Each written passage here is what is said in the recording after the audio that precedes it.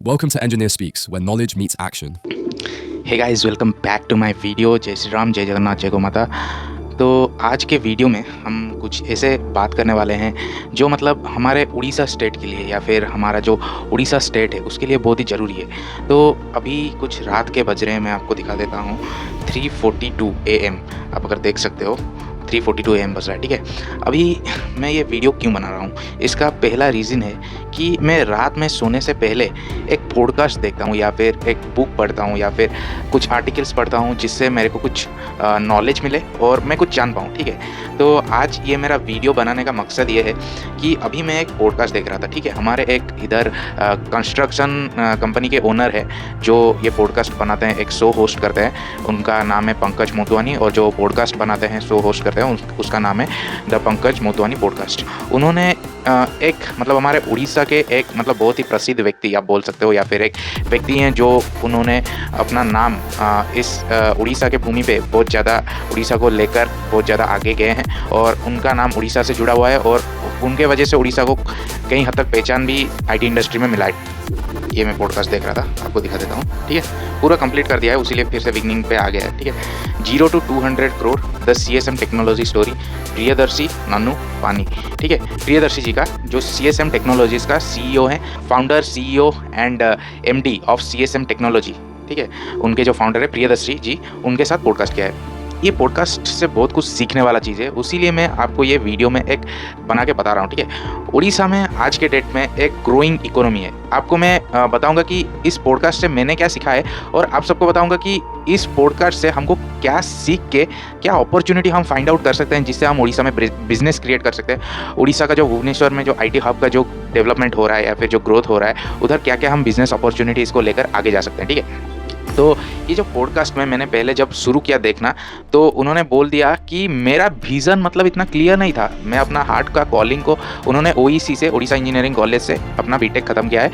फिर उनको second third year तक आके समझ आ गया था कि उनको जॉब नहीं करना है, उनको कुछ खुद का अपना करना है। तो उन्होंने अपना स्टार्ट कर दिया एक प्रियदर्शी मार्केट में एक छोटा सा मतलब रेंटेड स्पेस लेके। उधर कंप्यूटर 1995 के टाइम्स के वो बात कर रहे थे। उस टाइम पे मैं यहाँ पर जैसे भुवनेश्वर में रहता हूँ, तो मैं इस इलाके मतलब भुवनेश्वर का पूरा चपा चपा जानता हूँ। तो उस टाइम पे उन्होंने मतलब उनका जब बीटेक खत्म हुआ तो एक रेंटेड स्पेस लेके 5-6 कंप्यूटर्स क्रेडिट में लेके उन्होंने ये बिजनेस शुरू किया था, जिसमें कि वो मतलब जैसे आप साइबर कैफ़े बोल सकते हो, साइबर कैफ़े टाइप का कुछ चला रहे थे। फिर उन्होंने धीरे धीरे करके ग्रो किया।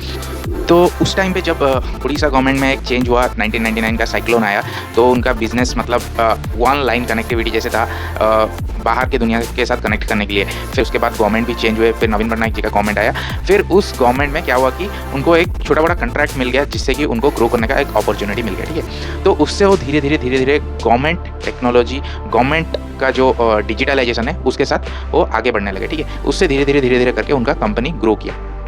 तो उसी से उन्होंने शुरू किया था और धीरे धीरे आज उनका लास्ट ईयर का जो टर्नओवर बोल रहे थे 200 करोड़ का है। तो ये जो उनका स्टोरी है इंस्पायरिंग है। क्यों इंस्पायरिंग है मैं आपको बताना चाहता हूँ, क्योंकि जब आज के डेट में क्या होता है कि स्टूडेंट लोग जो यहाँ पर ग्रेजुएट होते हैं या फिर उनका पढ़ाई ख़त्म होता है, वो क्या करते हैं कि जॉब ढूंढने लग जाते हैं या फिर थोड़ा वेरिड हो जाते हैं या फिर उनके माइंड में आता है कुछ नहीं करेंगे तो क्या होगा। उनके मतलब उनके दिमाग में भी यही सेम चीज़ था। ठीक है, उनका विज़न इतना क्लियर नहीं था, लेकिन उन्होंने अपना हार्ट का कॉलिंग को सुना और धीरे धीरे करते आज CSM टेक्नोलॉजी इतना बड़ा कंपनी है। ठीक है, तो मैं उन सब स्टूडेंट को बोलना चाहता हूँ कि मतलब जो भी इधर से मतलब उड़ीसा में है या फिर इंडिया में है, भारतवर्ष में है, उनको मतलब इतना थोड़ा अपने दिमाग को बताना चाहिए कि हम क्या सिर्फ जॉब करने के लिए, मतलब जॉब करना कोई बुरा बात नहीं है। ठीक है, जॉब अगर आपका एक एम है, पैशन है जॉब से रिलेटेड, तो आप कर सकते हो। लेकिन मैं यहाँ पर एक थोड़ा एंटरप्रेन्योरशिप एंगल से बोल रहा हूँ। ठीक है, उन्होंने जैसे एक चीज़ बताया कि आजकल भुवनेश्वर में IT कंपनीज को क्या प्रॉब्लम होता है, सबसे ज़्यादा उनका ऑफिस स्पेस लेना। ठीक है, इधर एक बहुत बड़ा बिजनेस अपॉर्चुनिटी आ गया। अगर कंस्ट्रक्शन लाइन में इंटरेस्ट है या फिर आपको मतलब कंस्ट्रक्शन लाइन में जाना है, तो आप उन्होंने जैसे बताया कि रायपुर में, छत्तीसगढ़ में उनको एक पूरा बिल्ट इन फर्निश्ड ऑफिस मिल गया जहाँ पर वो 150 से 250 एम्प्लॉइज़ को रिक्रूट करके अभी पूरा काम करवा रहे हैं। लेकिन भुवनेश्वर में ऐसा कोई फैसिलिटी अब तक नहीं है जिसको आप बना सकते हो। तो ये सब बिजनेस अपॉर्चुनिटीज़ है जिसके ऊपर आप सब काम कर सकते हो, ठीक है। तो ये पॉडकास्ट अभी मैं जो देख रहा था उससे मैंने 3 चीज़ें सीखा, ठीक है। आपका विज़न पूरा क्लियर हो वो ज़रूरी नहीं है, लेकिन आपका जो हार्ट का कॉलिंग है, आपको कुछ कर दिखाने का जो जुनून है, उसको आपको सुनना चाहिए। आप फेल हो जाओ तो भी कोई दिक्कत नहीं है, ठीक है, लेकिन आप तो कुछ मतलब अपना ट्राई करके तो फेल हो गए। आपको ऐसा रिग्रेट तो नहीं होगा कि मैंने कुछ ट्राई नहीं किया और मैं अगर ट्राई करता तो मैं इतना आगे चला जाता। तो आपका हार्ट का जो कॉलिंग है उसे सुनो। अगर आप कैलकुलेटेड रिस्क लो, उसका मतलब नहीं है कि पूरा ही रिस्क ले लो और डूब जाओ। कैलकुलेटेड रिस्क लो और धीरे-धीरे करके ग्रो करो, ठीक है। कभी हार मत माना। पेशेंस और परसिवरेंस ये दोनों चीज़ चाहिए, ठीक है।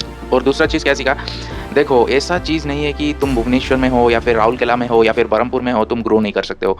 दुनिया के हर एक जगह में जहाँ पर भी तुम हो वहाँ का कुछ ना कुछ अपॉर्चुनिटी देख के तुम ग्रो कर सकते हो। ये मैंने ये चीज़ सीखा कि आपको आज के डेट में ऐसा नेसेसरी नहीं है कि आप सिर्फ यूएसए जाओ या फिर यूके जाओ या फिर कोई और दूसरा स्टेट जाओ, उधर कोई दूसरा कंट्री जाओ, उधर ही सिर्फ आप ग्रो कर सकते हो, ऐसा नहीं है। आप दुनिया के कहीं पर भी हो, आपके पास अगर इंटरनेट कनेक्शन है, लैपटॉप है या फिर स्मार्टफोन है, आपका दिमाग है, आपके पास कुछ आइडिया और कुछ थॉट्स जनरेट करने के लिए, तो आपको कहीं बाहर जाने का ज़रूरत नहीं। बाहर जाना है आपको सीखने के लिए, लेकिन आप अपने होम टाउन में भी रहकर बहुत कुछ सीख सकते हो। तीसरा, उड़ीसा में बहुत ही ज़्यादा अपॉर्चुनिटी है कंस्ट्रक्शन लाइन में, जैसे कि प्रोफेशनल ऑफिस स्पेसेस, ये सब बनाने में बहुत ही अच्छा अपॉर्चुनिटी है जिसमें आप काम करके आगे एक्सेल कर सकते हो। जैसे कि उन्होंने बताया कि अगर आप जैसे देख लो बैंगलोर आज के डेट में कितना ग्रो किया है, अगर उड़ीसा में भुवनेश्वर में वो ग्रोथ आता है, अगर आप छोटा भी कुछ मतलब बीज बोए होगे तो अगर उस लेवल का ग्रोथ होगा तो कितना बड़ा आपका बिजनेस प्रॉफिटेबल हो जाएगा। छोटा भी क्यों ना हो, वो थोड़ा आपको पेशेंस और परसिवरेंस रखना पड़ेगा, वो बड़ा होगा। तो ये 3 चीज़ें, ये 3 लर्निंग्स मैंने उनके पॉडकास्ट में से सीखा। तो आपको कैसा लगा ये वीडियो, मतलब एक समरी वीडियो की तरह मैंने ये बनाया। आप जरूर जाके वो पॉडकास्ट देखना, मैं उसका लिंक भी डिस्क्रिप्शन में डाल दूंगा। और इससे ये वीडियो का मेरा बनाने का मकसद ही ये है कि हमारा उड़ीसा का यूथ थोड़ा इंस्पायर हो, अपना रोल मॉडल अच्छे से चूज़ करे और उड़ीसा को और भारत को आगे लेके जाने में उसका कुछ कंट्रीब्यूशन दे, उसका कुछ अवदान दे। तो ये मेरा विनती है और इसी बेसिक चीज़ के लिए ही मैं ये वीडियो बना रहा था। तो जय श्री राम, जय जगन्नाथ, जय गौ माता, और आप सभी ग्रो करें, ये मेरा मतलब मेरा विश है, और हमारा देश, हमारा स्टेट आगे जाए, ये मेरा विश है। Thank you for watching this video. Join me as we uncover insights that matter. From tech trends to political shifts, we cover it all. Get ready to think critically and engage deeply. Subscribe now and be part of the conversation. Together, we'll navigate the complexities of our time.